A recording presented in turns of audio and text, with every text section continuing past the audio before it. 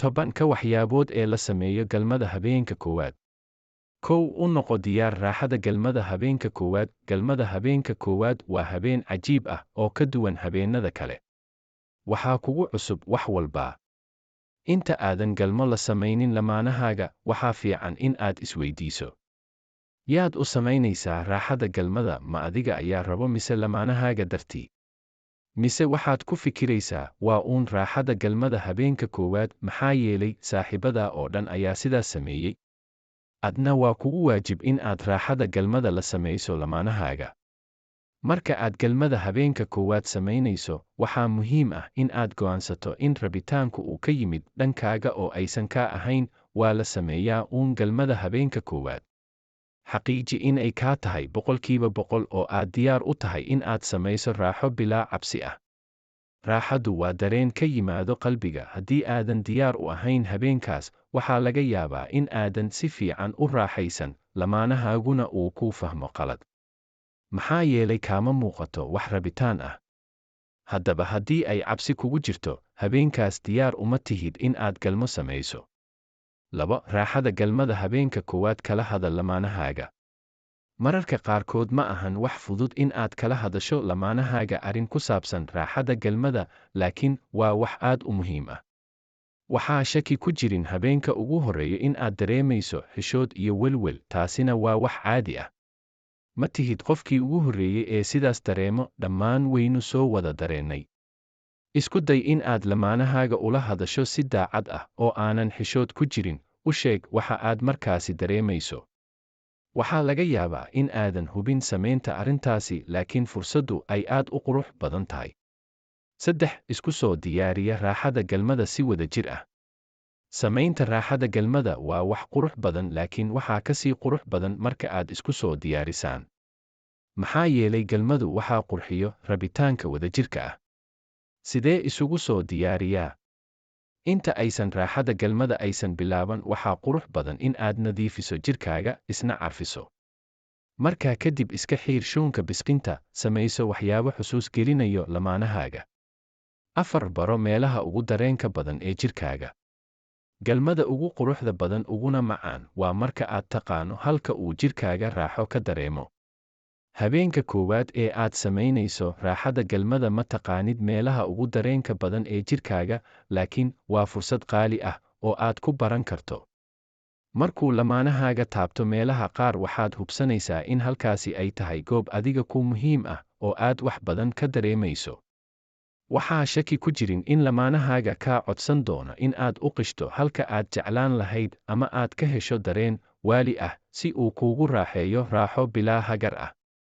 Haddaba baro meelahaas si haddii uu lamaanahaaga ku weydiiyo aad ugu sheegto. 5. Doorta meesha iyo wakhtiga idinku habboon. Goobaha galmada Muqdisho. Tusaale u qor lamaanahaaga.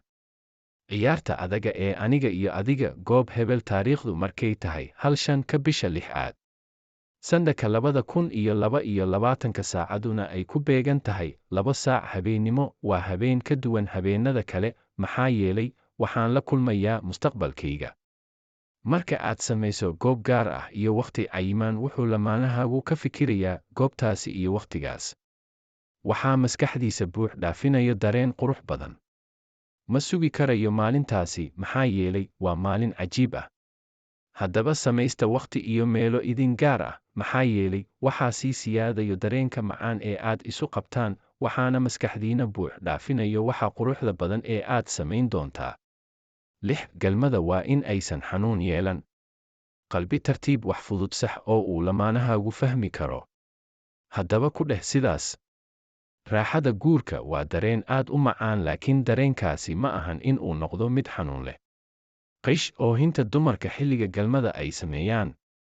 Gabdhaha qaar waxaa ku qufulan sheeko xanuun leh, laakiin taasi waa uun sheeko, ma jiraan wax xanuun la yiraahdo. Haddii aad isugu raaxaysaan si aayar ah, kadibna waxaad arkaysaan idinkoo dhex mushaaxayo beerta raaxada. Muhiim waxaa ah oo keliya in gabadhu ay u sheegto ninkeeda haddii aad xanuun dareemayso. Ninkuna waxaa fiican in uu xaaskiisa weydiiyo haddii ay wax xanuun ah jiraan. Haddii intaasi la xaqiijiyo, raaxadu waxa ay isugu dhacaysaa si aanan caadi ahayn. 7. Isa siiya habeenka koowaad wakhti fiican. Galmadu waxa ay u baahan tahay wakhti iyo deganaan. Isa siiya wakhti oo sheekadu ha u socoto si tartiib tartiib ah. Sameeya waxa aad jeceshihiin, hana ka baqanina in aad muujisaan dareenkiina. Taasi waa muhiim, haddii kale raaxadu ma yeelanayso wax dhadhan ah. 8. Xishoodka raaxada galmada waa wax caadi ah. Kulanka gogosha ama galmada in la kala xishoodo marka ugu horreyso waa wax caadi ah. Waxaad samaynaysaa wax aadan horay u samayn jirin. Wax bataatanba kugu cusub, laakiin waa caadi. In aad lamaanahaaga hortiisa dharka isaga bixiso waa wax xishood leh, laakiin maalmo kadib waxaad arkaysaa iyadoo caadi kula ah. Bilowga galmada ama galmada habeenka ugu horreyso had iyo jeer waa caynkaas. U muuji lamaanahaaga karti iyo kalsooni, iskuna day in aadan ka xishoon. 9. U qish lamaanahaaga raaxada aad dareemayso. In aad raaxo aan caadi ahayn dareemayso, waxa keliya ee uu lamaanahaagu ku ogaan karo waa adigoo u qisho. Xilliga aad la raaxaysanayso ninkaaga xaaskaaga waxaa fiican in aad u qishto halka aad raaxada badan ka dareemayso si uu lamaanahaaga u ogaado uguna noqnoqdo meelahaasi marar badan. Qaabka ugu fudud ee aad ugu qishi karto lamaanahaaga.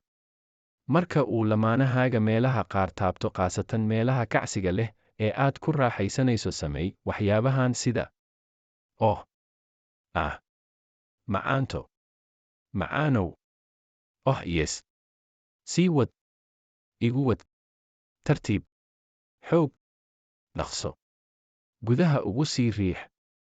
Xilligaasi isha ku haayo dhaqdhaqaaqa jidhka lamaanahaaga iyo dhawaaqa ka soo baxayo. Hana isku dayin in aad xoog u sii wado adigoo isdhahayo awood isku sii yeel.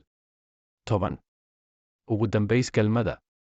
Galmada macaan waxa ay kordhisaa jacaylka lamaanaha, mararka qaarna way burburisaa.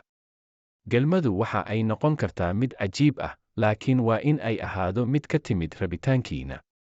Haddii aad dareemayso farxad kuna qanacsan tahay raaxada lamaanahaaga, galmadu waxa ay noqonaysaa mid maalinba maalinta kale ka sii macaan.